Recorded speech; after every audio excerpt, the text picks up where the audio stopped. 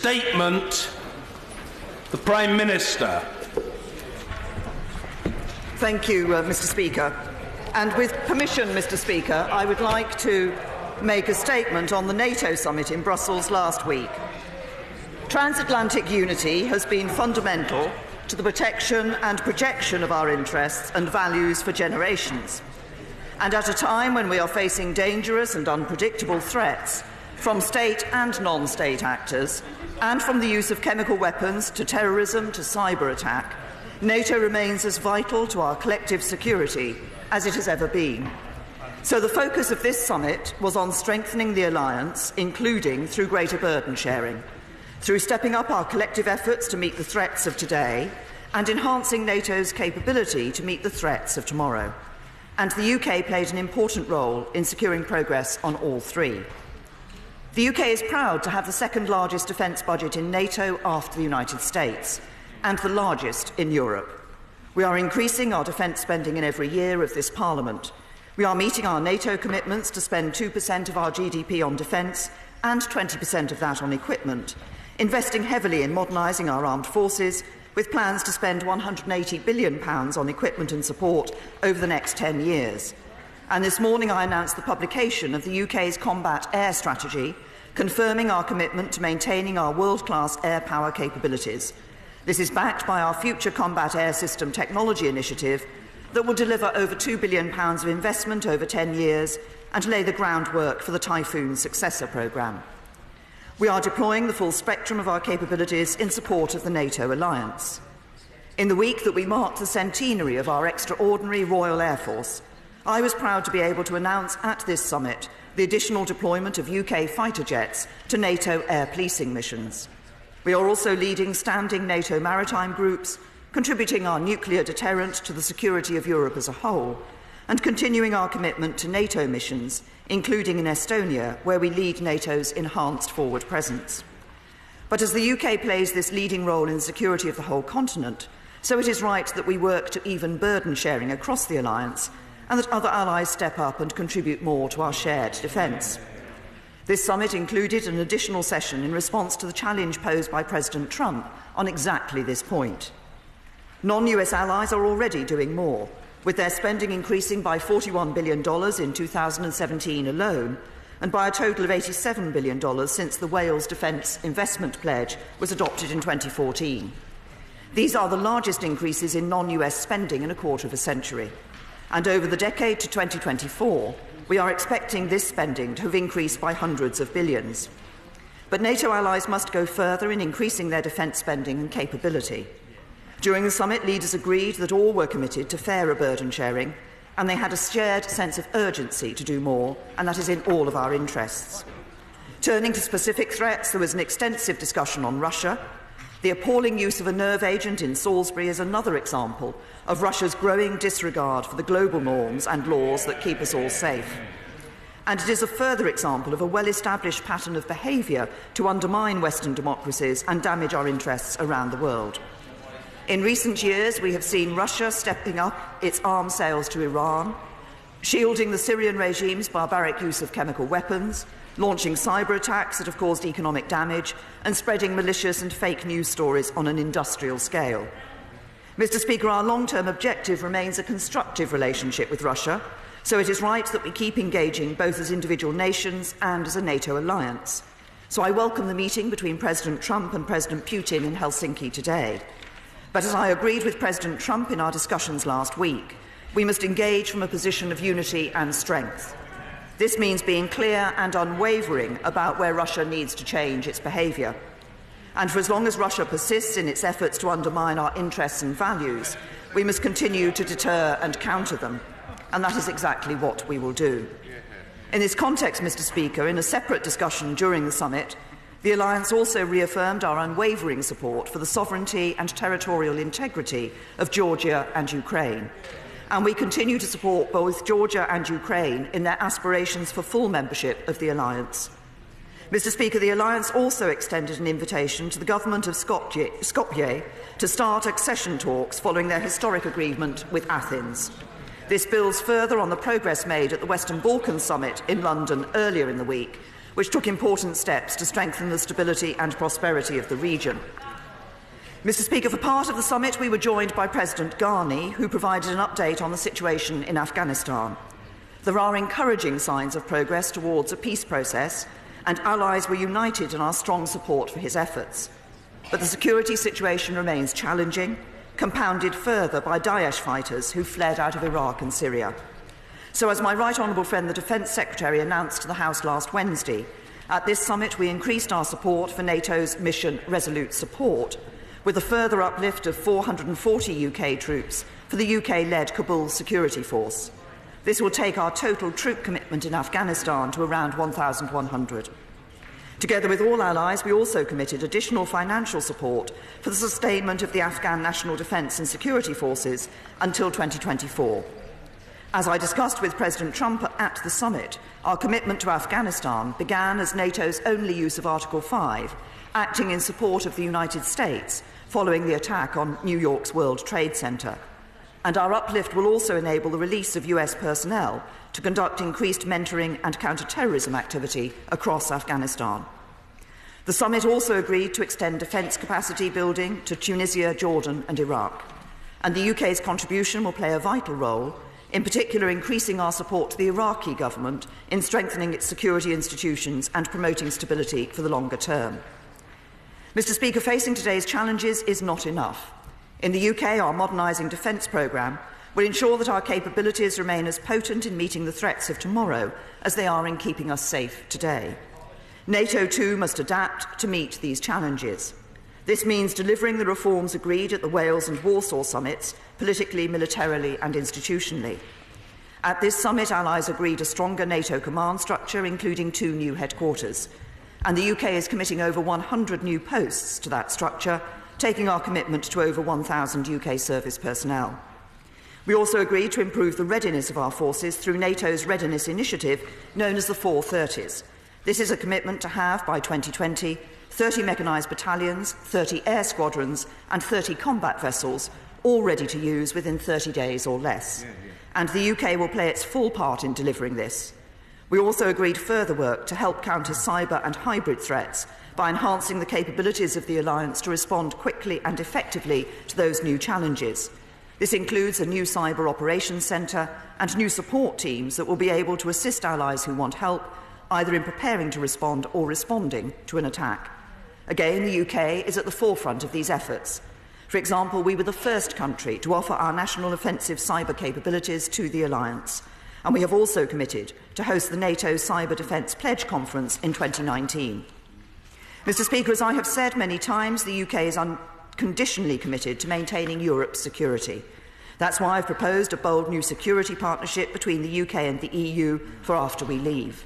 But in a world where the threats to Europe's security often emanate from beyond its borders, and where we face an array of profound challenges to the entire rules-based international order, the strength and endurance of our transatlantic alliance is vital in protecting our shared security and projecting our shared values. That is why a strong, united and modern NATO remains the cornerstone of our security and why our commitment to it is ironclad. As we have done across generations, we will stand shoulder to shoulder with our closest allies to defend the rules-based order and the liberal values of democracy, human rights and justice that define our way of life. And I commend this statement to the House. Jeremy Corbyn. Thank you, Mr. Speaker, and I thank the Prime Minister for an advance copy of this statement. At the heart of any military alliance is the aim that rogue players can't derail established governments. I wonder if the Prime Minister has reflected on that as she deals with the present threat from the Honourable Member for North East Somerset. Protecting the British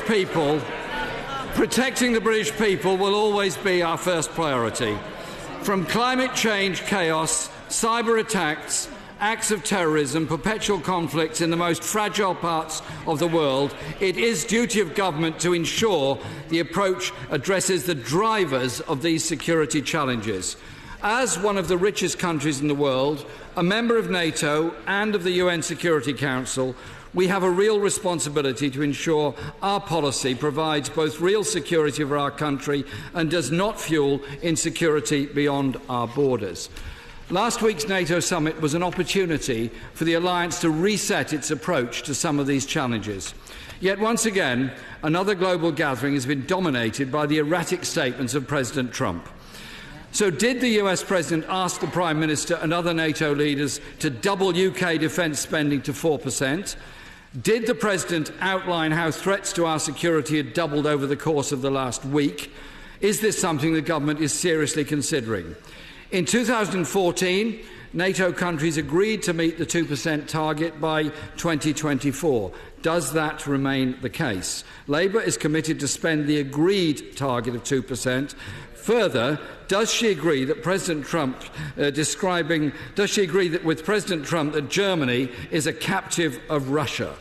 Mr. Speaker, under no circumstances can our policies be outsourced to the whims of Washington. And of course, we all await the outcome of the Helsinki meeting between Presidents Trump and Putin. Will she condemn his intervention on his preferred choice as her successor as Prime Minister of this country?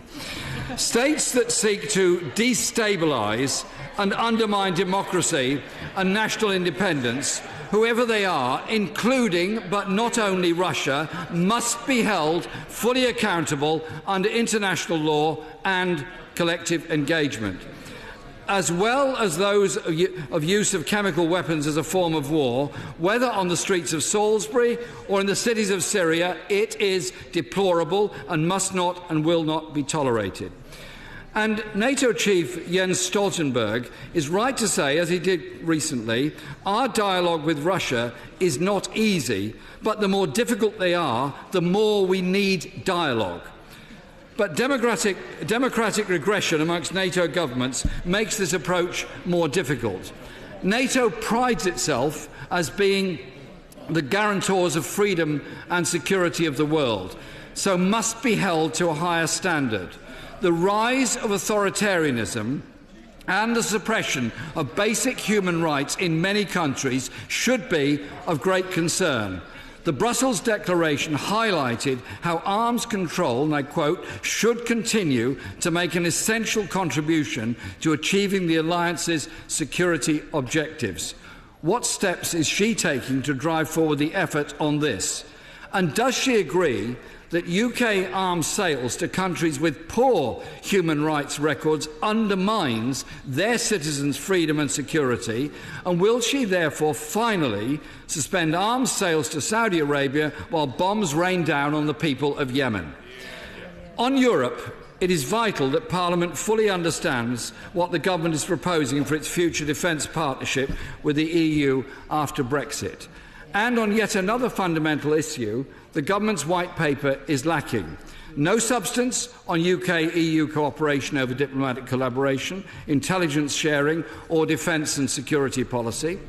While the aspiration to strengthen ties with the EU and NATO on issues of cybersecurity is welcomed, the white paper offers little clarity on how this might be delivered.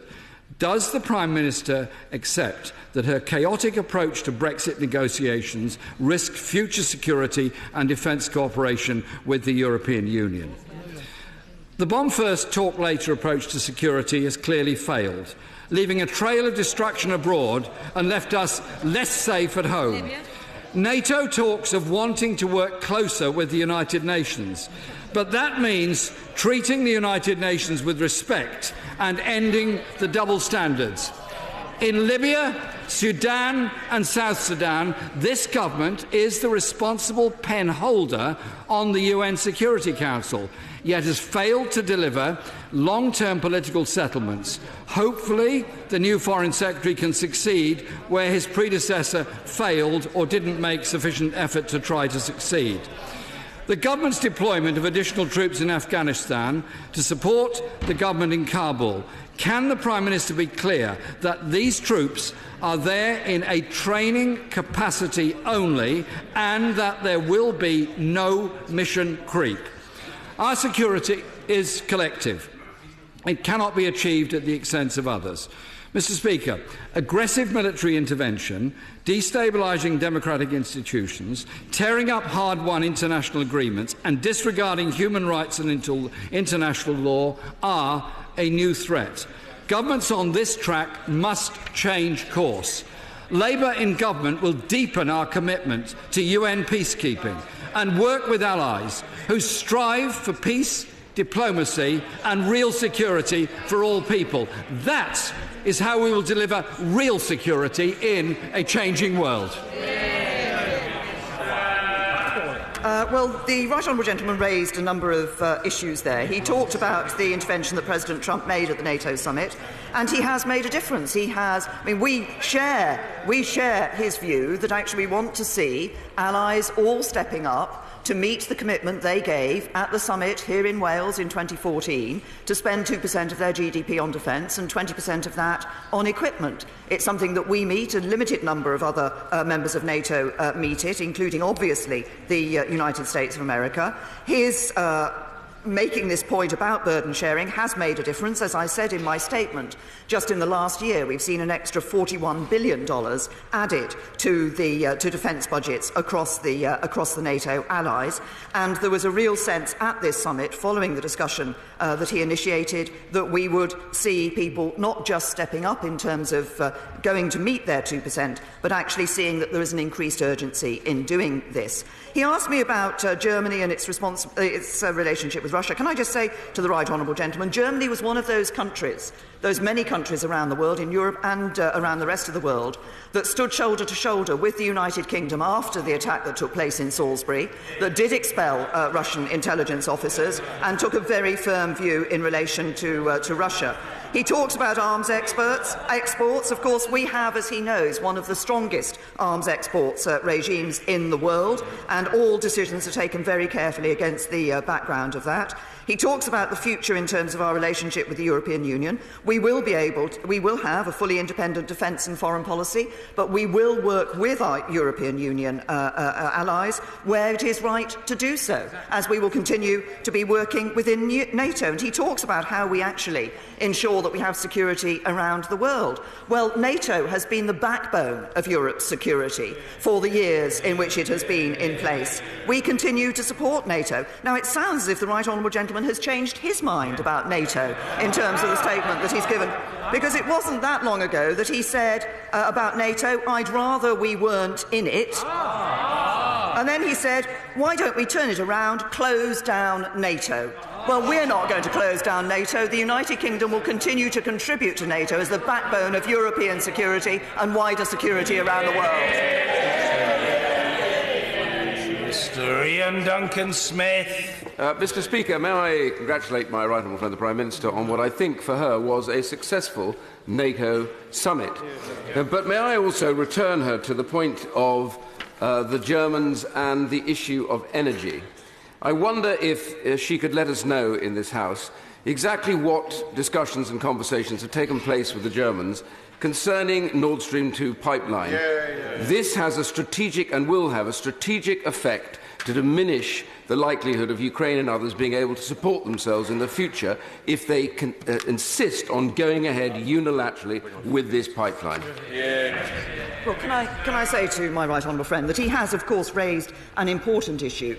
This is a subject that has been discussed on a number of occasions around the European Council table and will continue to be discussed around the European Council table. And obviously we recognise the concerns that have been raised in relation to Nord Stream 2, and particularly in relation to the impact that it would have on the Ukraine.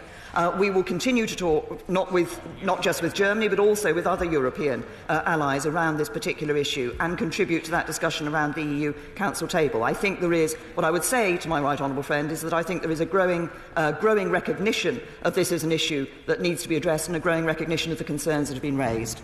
Ian Blackford. Thank you, Mr. Speaker. Can I thank the Prime Minister for advance sight of her statement? I would like to begin by thanking the thousands of Scots who protested in peace over the weekend, and of course the officers of Police Scotland who did such an excellent job working round the clock. Mr. Speaker, last week we witnessed the extraordinary scenes at the NATO summit. The President of the United States flew to Brussels to lecture the NATO allies on their commitments to defence.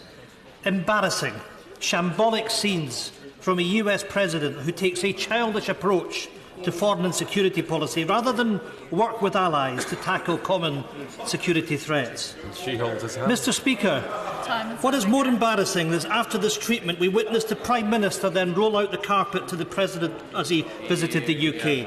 A President who went on to publicly criticise the Prime Minister's Brexit plans after advising the Prime Minister to sue the European Union. You really couldn't make it up. Can the Prime Minister tell the House whether she intends to use the President's advice, and does his advice not give her a real sense of reality and just how shambolic any trade deal with the US Trump administration would be? I would advise the Prime Minister, instead of seeking advice from the President of the United States on Brexit, she should seek it directly from the devolved governments who are directly impacted by her Brexit chaos. Mr. Speaker, we are, of course, today witnessing historic scenes as the US and Russian presidents meet in Helsinki. There are high stakes in this summit. China, nuclear weapons, Syria and the Ukraine, and US election hacking are all set to be discussed. And I will thank the Prime Minister for the remarks that she made on Ukraine. We should all make sure that we stand up for the independence of that nation. Can the Prime Minister tell the House what discussions she had with President Trump on operations in Syria at the NATO summit last week? Prime Minister.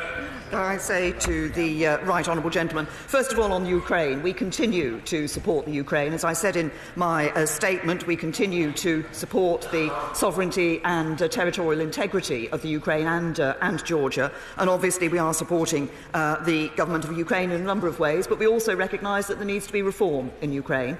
We want to see the Minsk agreements fully put in place, and obviously that is why we have the failure for that is why we have been supporting within the European Union the continued imposition of the sanctions that were first introduced in response to the action that Russia took in Crimea. He talked about the President Trump and his approach to the NATO summit. As I said, President Trump has made a difference. He has focused the eyes of those around the table on the question of the 2% commitment. And as I said in my statement and have just repeated, $41 billion of extra investment in defence has been seen across the Allies just over the last year. And in fact, the United States itself has increased its defence input into Europe over the last year or so, in capability terms and also in financial terms. He talks about the importance of working with devolved governments. We continue to work with the devolved governments on a whole range of issues, including the European issue that he referred to. And I would hope that the government in Scotland would be willing to work with us on these issues, because we will deliver something that is in the interest of the whole of the United Kingdom. Order. There is considerable interest which is to be anticipated, but I make 2 points to the House. First, there is a statement to follow in which there may well be considerable interest, and secondly, we have a substantial debate on the remaining stages of the taxation cross-border trade bill, necessitating brevity in this session from back and front benches alike, and the non-participation of people who arrived after the Prime Minister had delivered her statement. Sir Michael Fallon. The opening of accession talks with the government in Skopje is to be welcomed. Would the Prime Minister also confirm that future membership of the alliance is open, irrespective of the views of Russia, to any other country that meets the membership criteria, including other countries in the Western Balkans? Minister. Yes, I'm very happy to give my right honourable friend that confirmation. And indeed, we look forward to seeing others aspire to the membership of the NATO alliance. What is important, of course, is that they meet the criteria for membership. It was pleasing at this NATO summit. Of course, Montenegro was sitting around the table, having already become a member of the NATO alliance, and we were pleased to extend that invitation to Skopje, but others could follow, provided they meet the criteria. Hilary Benn. Thank you very much, Mr. Speaker. The Prime Minister rightly said in her statement that the United Kingdom is unconditionally committed to Europe's security. But over the weekend, President Trump described the European Union as a foe, and the German Foreign Minister, Heiko Maas, said that Europe can no longer completely rely on the White House. Does she share that assessment? And if not, why not? Prime Minister. To the right honourable gentleman, I think when everybody left the NATO summit that took place last week, what was felt was not only that people had stepped up and recognised the importance of burden sharing, but there was indeed a unity around that table and the importance of us all working together in the future of Europe's security. And as I indicated, as I reminded President Trump, actually the one time that NATO has used Article 5 has been in response to an attack on the United States. John Whittingdale. Can I welcome my right friend's support for Ukraine and also the recognition of the potential threat of Nord Stream 2? Will she confirm that there is absolutely no question of any NATO member country recognising the illegal annexation of the Crimean Peninsula by the Russian Federation? Prime Minister. Can I say to my right honourable friend that we are very clear, as I think everybody is around that table, that this was an illegal annexation that took place. There was significant support shown for the Ukraine around that table. Of course, there are requirements on Ukraine and Georgia for their potential future membership of NATO, but we look forward to working with them to help them to meet the requirements. Yvette Cooper. I've supported the Prime Minister often on security and countering terrorism because extremists must never divide us. But one of our NATO allies, President Trump, chose to single out London's mayor and attack him, he who is Muslim, over terrorism. I know that the Prime Minister will not agree with President Trump and will understand what a vile and false attack that it was. But has she said so to President Trump? Has she challenged him on it? Because we cannot pander when our democratic values are under attack. Well, I have made clear on a number of occasions to President Trump that some of the views he expresses about the United Kingdom on these issues are not those that this government shares. Now, there are issues on which I disagree with the Mayor of London. I want to see him building more homes in London, for example, than he is doing. But on the issue of fighting terrorism, the Mayor of London and this government work together, as we did last year following what happened here in Westminster, in London Bridge, in Finsbury Park. This is an issue that we unite on because we all recognise the importance of ensuring that the terrorists can never divide us. Sir Nicholas Soames. Mr. Speaker, given President Putin's long-term goals of destabilising the European Union, seeking to restore Russian influence in Eastern Europe, and undermining NATO, is it not important, and was it not discussed at length in the NATO summit, that NATO's strategic concepts continue to advance at pace, and that therefore the 30-30-30-30 proposal generated by General Mattis, our great friend, is one that the British government should wholeheartedly support? Prime Minister. Well, I can certainly give my right honourable friend that assurance. We do support that 430s approach that has been adopted by NATO, and we will be ensuring that we are able to contribute to it as appropriate. But my right honourable friend is also right that NATO looks at the threats that we face. NATO needs to modernise itself, to reform and look at the capabilities it needs for the future. Christine Jardine. Thank you very much, Mr. Speaker. Prime Minister, NATO has been the bedrock of our security since the Second World War and a vital commitment to collective security, but at times during the summit, President Trump's behaviour was disruptive and undermining.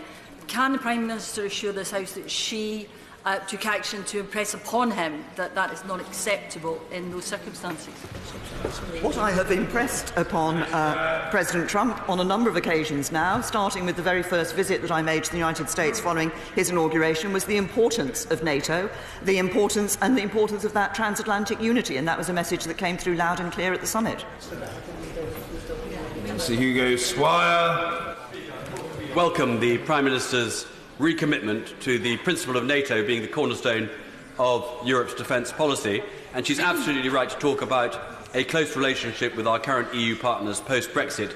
But will she exclude dedicating any resources at the MOD or British taxpayers' money to advancing the cause of a European army? Minister. And I think my honourable friend knows full well the views that the UK government has taken for some time now on the concept of a EU army, a European army.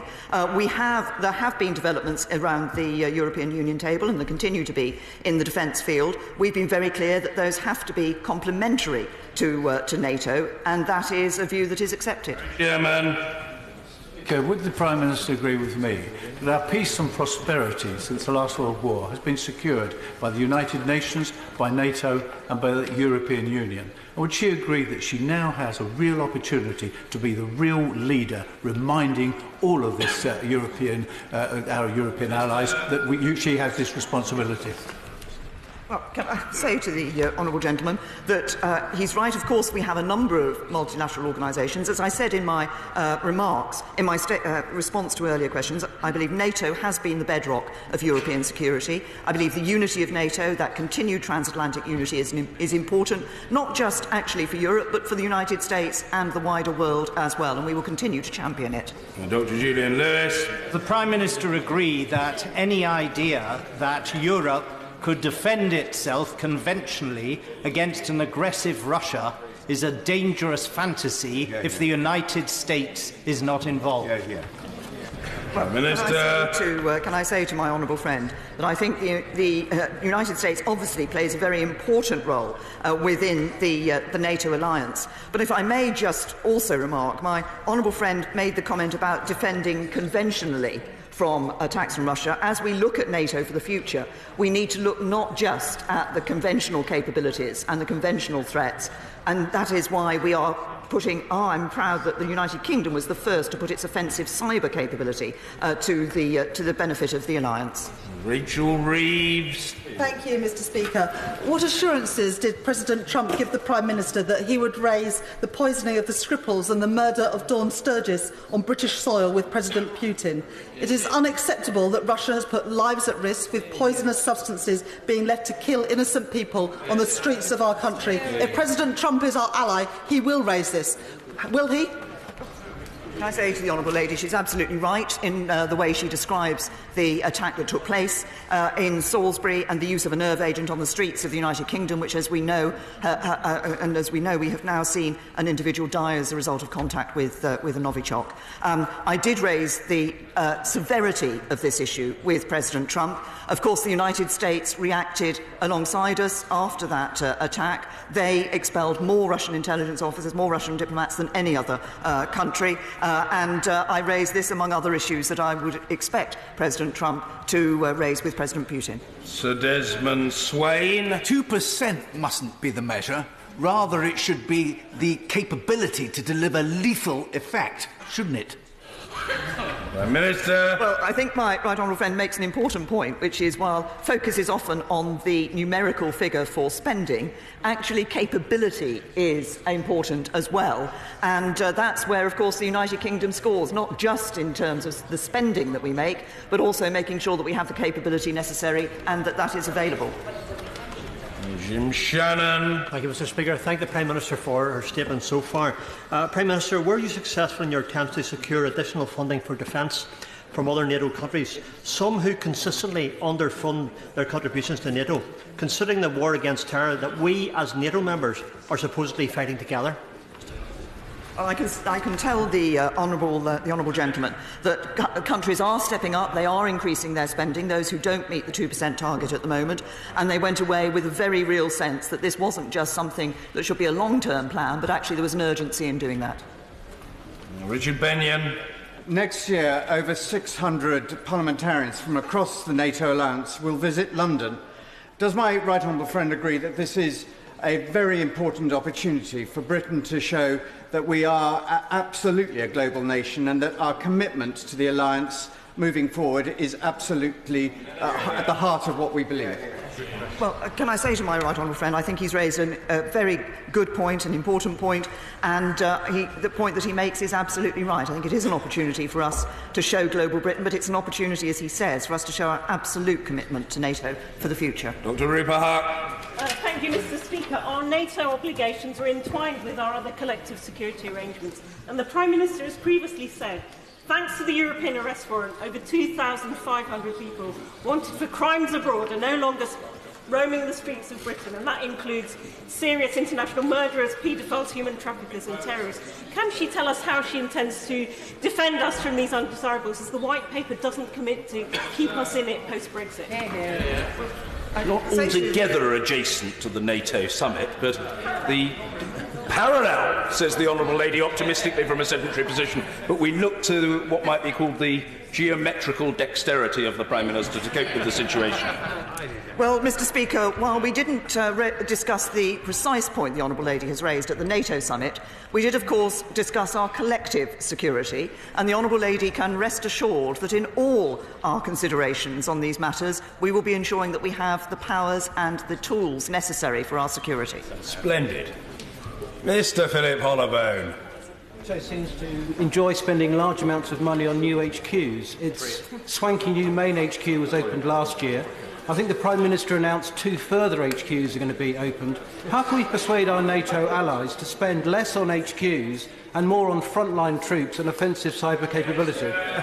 Can I say to my honourable friend that although I use the term headquarters, of course the point is these are about personnel who will be situated and who will be able to be ensuring that the capabilities are where they need to be in relation to NATO. So one of these, for example, is they're looking at possibilities around various parts of Europe to do this. But this isn't just about a building, it's actually crucially about the capabilities that NATO has and making sure it has the capabilities in the right place. Stephen Doughty. Thank you, Mr. Speaker. It's not just chemical and cyber attacks that we face from Russia. It is, of course, constant attempts to undermine our democratic and political processes. And in the midst of last week, 12 individuals were indicted by the US Justice Department, 12 Russian agents, for attempting to influence the US election. Can the Prime Minister say whether these matters were discussed at the NATO summit? Did she discuss them with President Trump? Or does she believe, like he said, that it was all part of a rigged witch hunt against Russia? We have made very clear our concern at the way in which Russia has been seen in a number of countries to attempt to undermine the democratic processes in those countries. This was a matter that was discussed not in specificity, but in the generality of the question of Russia's interference and the malign state activity that is undertaken by Russia. Dame Cheryl Gillen. Can I welcome the NATO-Georgian Commission declaration that was made following the summit about the ongoing dialogue with Georgia? And as Georgia has reaffirmed its determination to achieve NATO membership, does the Prime Minister know whether any progress was made about timetabling the delivery of the membership action plan to Georgia? Prime Minister. Can I say to my honourable friend, right honourable friend, that we did, of course, discuss the potential accession of Georgia. The President was there, was able to update us on moves that Georgia had been making. The issue that she raises, of course, will be an important part of that, and I'm happy to write to my right honourable friend on the very specific issues she's raised about the date. Savile Roberts. Trump looks more comfortable straddling the world stage next to Putin than he did beside the Prime Minister. How can she justify sabotaging our secure economic relationship with our friends in the EU and crave favours of a man who prides himself in shredding the rules-based order? Can I say to the honourable lady that that is not a question that can be answered for the precise reason that the basis of the question is entirely wrong. Richard Drax. Thank you, Mr. Speaker. With a looming and large predicted overspend on our defence budget, can my right honourable friend assure me, the House and the country, that she will maintain the NATO 2%, ideally 2.5%, which, as I understand it, will pay for the ongoing programme as laid? Prime Minister. Can I say to my honourable friend, we are committed to maintaining that 2% spend on, of GDP on defence. Not just that, but we are one of the few countries that does the double header, if you like, because the Wales summit committed not just to the 2% of GDP on defence, but 20% of that spending being on equipment, and we will continue to maintain Pat McFadden. The post-war Labour government played a pivotal role in the foundation of NATO because its ministers understood the value and importance of collective security. As the Prime Minister said in her statement, Article 5, its collective defence clause, has only ever been invoked once in defence of the United States. Is she confident that the President of the United States is fully committed to Article 5? Minister. I say to the right honourable gentleman that As I said earlier, what we had coming out of NATO was an absolute commitment to NATO, to the unity and the collective action that is required in NATO. That was the unity around the table at that NATO summit, and that included President Trump and all the allies around the table. Jill Donnellan. Thank you, Mr. Speaker. Does my right honourable friend agree that it is only right that we not only meet our NATO target but also increase it in real terms, and that it is about time that all of our NATO members actually commit to the 2% target? Yeah.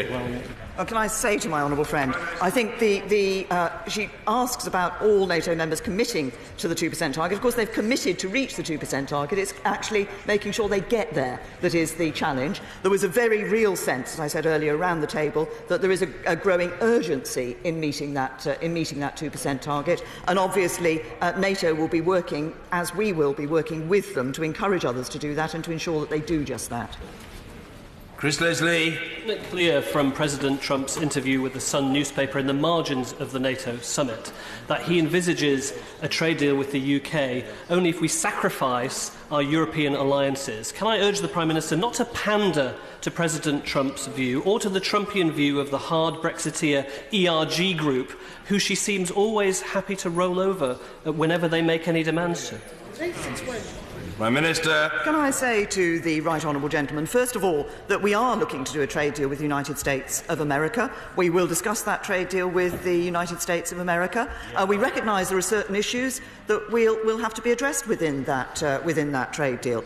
Issues around agricultural products have been raised in this House before. There are issues about the single standards model as well. And can I just say to the right honourable gentleman, I'm happy to sit down and listen to and hear concerns from my colleagues. We did that on the EU withdrawal bill, and we continue to do that on other bills. Dr. Andrew Murison. Ask my right honourable friend what reaction she had to the bold new security partnership to which she referred with the European Union, and to the possible cessation of the UK's leadership of EU initiatives such as elements of the European Defence Agency, battle groups and Operation Atalanta. Minister. I say to my honourable friend that we have had so far a constructive response to the proposals that we have put forward. Obviously, the specific sort of operations and commitments that he mentions are those that will need to be considered in the future as we look to see those areas where it does make sense for us to continue to be cooperating and sometimes cooperating in a leading role. Dr. Lisa Cameron. Thank you, Mr. Speaker. Following from my husband's service in the armed forces, I had the real privilege of visiting our RAF forces based with NATO in Romania this year. We heard at this time that cyber security is absolutely crucial and key. So will the Prime Minister ensure that this is given adequate priority moving forward? I'm very happy to give that commitment to the Honourable Lady. And can I say that the President of Romania actually said to me during the summit how pleased they were with the work that the Royal Air Force has been doing there. But we do recognise the importance of cyber capabilities, and that will be a clear focus for the future. Daniel Kaczynski. Thank you, Mr. Speaker. The Prime Minister needs to be far more robust on the issue of Nord Stream 2 pipeline, which is a genuine threat to our key NATO partners in Central and Eastern Europe. Is she willing to impose sanctions on companies involved in this project? Minister. Can I say to my honourable friend that I made a response on this question earlier in relation to Nord Stream 2. There are considerable discussions that yet have to be take place around the European Council table on this issue. There are concerns that a number of members of the European Union have about this, and it is a subject on which I think there will be those further discussions and appropriate action will be taken. Thank you, Mr. Speaker. The American President seems to prefer unilateral action to multilateral action, to be a protectionist and inward-looking, putting America first, as he says, rather than wanting to engage multilaterally. Can the Prime Minister tell the House what implications she thinks this approach has for the NATO alliance? I say to the Honourable Lady, we sat around the table at the NATO alliance. Yes, as I said, President Trump challenged those allies who are not meeting their 2% commitment, and we agree, because we have been challenging, raising this issue and continue to raise this issue at this summit as well. But what was around that table was a unity and a recognition of the importance of transatlantic unity and working through the NATO alliance. Stephen Kerr. Mr Speaker, does my right honourable friend agree that we should work with our allies in NATO to combat fake news and disinformation, specifically after the incident in Salisbury? Well, can I say, and I think that is very important. As I indicated earlier in response to a question from the opposition benches, that whole question of attempts to interfere in democracy, but also of misinformation and propaganda, was one of the elements that we discussed at the summit, and it is one that we will be ensuring that effort is put into. Ms. Bryant. The trouble is that Russian aggression continues unabated. Only last week, the Greek government found that 4 Russian diplomats had been bribing officials in Greece, trying to foment opposition to the deal with Macedonia, or Northern Macedonia. Now, we wholeheartedly support that deal going forward. Do we not now absolutely have to stand shoulder to shoulder with the Greek government? Shouldn't we be considering further measures that we should be taking against the Russians, and for that matter, with the Danish government, alongside the Danish government, over Nord Stream 2? Can I say to the honourable gentleman that I did indeed commend the Greek Prime Minister on the action that they take, and obviously, as the honourable gentleman says, we are very clear that we think a historic agreement has been reached between the governments in Skopje and Athens, and we hope, obviously, there are processes in both countries that need to be gone through. We hope those have a successful conclusion. Maggie Through. Speaker, the UK is acknowledged to be at the forefront of defence modernisation. Is my right honourable friend confident that other NATO members are ready to modernise too? Well, we are certainly putting significant effort into modernisation, in recognising the need for new capabilities and the modernisation of NATO. I think it's fair to say we're one of the countries at the forefront of that, but we are making sure that other allies sitting around the table also recognise that importance and come along with that too. Stephen Kinnock. Mr Speaker, the Prime Minister has rightly said that NATO and the EU are the dual cornerstones of our security. Why then does she keep dancing to the tune of the European Research Group? And does she see that by capitulating to their proposals on the customs and trade bill, she's accepting that the Chequers deal is now dead in the water? Well, can I say to the honourable gentleman that he is absolutely wrong in his reference to the agreement that was reached at Chequers. I would not have gone through all the work that I did to ensure that we reached that agreement, only to see it changed in some way through these bills. They do not change that Chequers agreement. They do not change that Chequers agreement. And the minister from the dispatch box later today will be making that clear. I don't wish to be unkind to the honourable gentleman, but I think he is geographically more challenged than his honourable friend sitting next to him. Mr. Kevin Foster. Thank you, Mr. Speaker. The most visible sign of our commitment to NATO's eastern partners is the deployment of our troops in the Baltic states. At the NATO summit, were the Baltic states reassured that the United Kingdom and all NATO countries view an attack on one as an attack on all?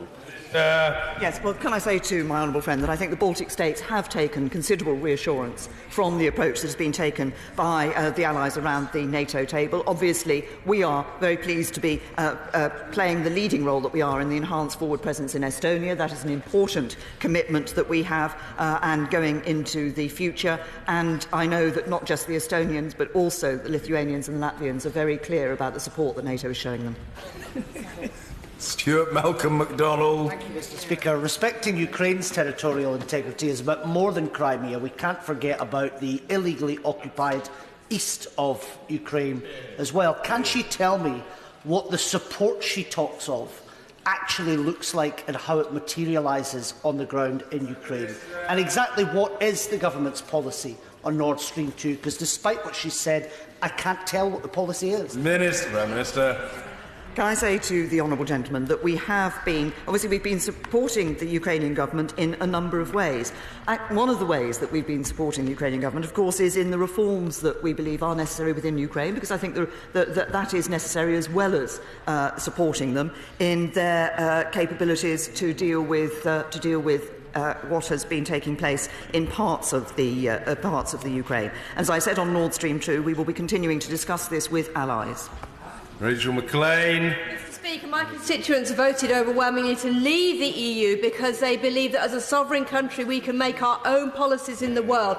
Can the Prime Minister explain how we can have a partnership for security matters with NATO in the EU after we've left the EU?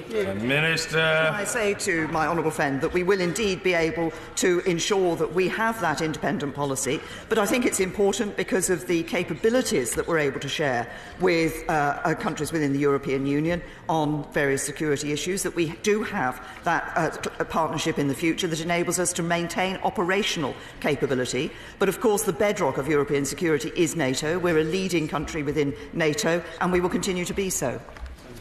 Emma Reynolds. On the margins of the NATO summit, what did the Prime Minister say to Donald Trump when he advised her to sue the European Union? Prime Minister. Well, can I say to the honourable lady that actually that comment had come it wasn't a comment that was made at the NATO summit, but secondly, I think she might have seen that we haven't actually sued the European Union. What we're doing is going into negotiations. James Heapy. Thank you, Mr. Speaker. The Prime Minister has spoken about the impressive advances in cyber capability being made across the alliance. Can she also say how thinking is developing over how the principles of collective security enshrined in Article 5 would be applied in the event of a cyber attack? Because I know that has been work ongoing within NATO for some time. Well, can I say to the honourable gentleman, he's absolutely right to raise this issue. I think it's fair to say that, of course, it is. We have been pressing for some time, as the United States has, for reform of NATO and recognising these issues. They are recognising it. They are still working on that question. I think it's important that we've given our made our offensive cyber capabilities available to the alliance. One or two other countries are now doing that as well, and I look forward to seeing others continue to do that. Tamanjeet Singh Desi. Thank you very much, Mr. Speaker. The Brussels Declaration highlighted how arms control should, and I quote, continue to make an essential contribution to achieving the alliance's security objectives. Can the Prime Minister confirm what steps the government are taking in relation to this, in particular to small arms, which can be so devastating? Well, can I say to the honourable gentleman that we have a very robust and rigorous and one of the strongest arms export regimes in the world. I think he referenced small arms there, and there is some work that has been particularly been led by the French in relation to that issue. It's something that we have looked at previously more from the criminal aspect in terms of trying to ensure that we don't see those firearms being able to be transported for wrong purposes, particularly across Europe, and we continue to work on that. Thank you, Mr. Speaker. I'm very pleased to hear that the Prime Minister has agreed we'll be improving the readiness of our forces through NATO's Readiness Initiative. And would she agree with me that the expertise of Royal Marines, like 40 Commando in my constituency, exemplify the essential expertise and modern approach that we offer? Well, I'm very, very happy to commend the Royal Marines, who are based in my honourable friend's constituency. They do indeed provide that very great example of readiness, but as do other armed forces here in the United Kingdom. I'm pleased that we are able to contribute to the NATO Readiness Initiative. Alison McGovern. Thank you, Mr. Speaker. About these issues, the Prime Minister says we must engage from a position of unity and strength. Who does she think has done most to put that unity at risk? Donald Trump, who calls our friends foes, or the hard Brexiteers who have now left her cabinet, who, when it came to British diplomacy, have taken incompetence to new heights? Prime Minister. Can I say to the honourable lady that around that NATO table we are all working together to ensure the security of Europe and indeed the wider security, because the security of Europe has an impact beyond beyond its borders, and indeed NATO is working beyond the borders of Europe, as we see, for example, with the Resolute Support Mission in Afghanistan, to which I'm pleased that we not just continue to contribute, but obviously have recently announced that we're enhancing our contribution. Andrew Bowie. Thank you very much, Mr. Speaker. My right honourable friend rightly said today that we face a profound challenge to the entire rules-based international order. So does she agree that in deploying troops to the Baltic to support our allies there and in Scandinavia, we are defending that rules-based order and not, in the words of Leader of the Opposition, simply escalating tensions? Prime Minister. I absolutely agree with my honourable friend. I think it is important that we show that commitment in the Baltic states, that we also show that commitment, for example, with the Joint Expeditionary Force that we have recently established with some of the Nordic countries, that those are important symbols of the defence that we have, of the values that we share in Europe. Wilson. Does the Prime Minister accept that without the tough words from President Trump before and during the NATO summit, that many of those who have been freeloading on the US and the UK would have not made the 2% commitment to defence spending? But more importantly, what monitoring will there be to make sure that they do honour the promises which they have now made? Well, can I say to the honourable gentleman, of course, they made the commitment in Wales. The question is actually meeting that commitment, and I think that a difference has been made by the President's intervention, and NATO will itself be ensuring that it is monitoring that commitment, and will be looking at the timetables that those allies will be working to in meeting that commitment. Lyndon. Ask the Prime Minister, does she support Nord Stream 2? Prime Minister. Can I say to the honourable gentleman, as I have said, we recognise there are real concerns about Nord Stream 2. There are concerns in relation to the impact it has on the Ukraine, and this is a matter which we will be discussing further with our allies. Peter Kyle. Thank you, Mr. Speaker. The fact remains that President Trump is a NATO sceptic who only responds really to individual strongmen around the world.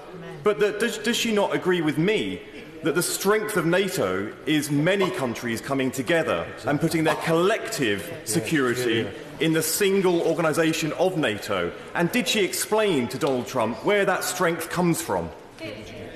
Prime Minister. It's very clear around the NATO summit table that it is our collective strength. It was a point that I made, that others made, that unity and collective strength is what has made NATO the bedrock of European security over the years. Luke Pollard. Thank you, Mr. Speaker.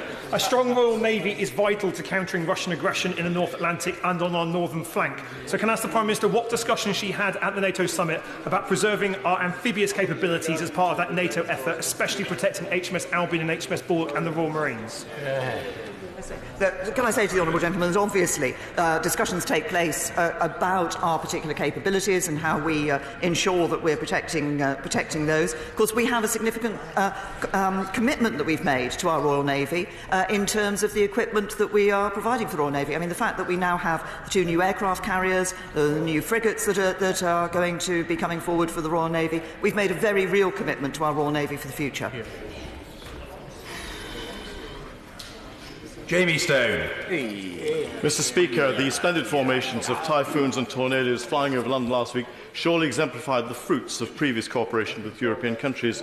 The Prime Minister used the interesting phrase, where it is right to do so in the future. Does this mean it is conceivable that there might not be such cooperation in the future? Prime Minister. Can I say to the honourable gentleman that what we have said is that we will have an independent defence, a foreign defence policy, that there will be occasions on which we will be cooperating with the European Union in these matters, just as there are occasions when we cooperate on a bilateral basis with individual members, individual countries within Europe. For example, the very good cooperation we have with France on defence matters, the cooperation that we're now showing with some of the Nordic states on the Joint Expeditionary Force.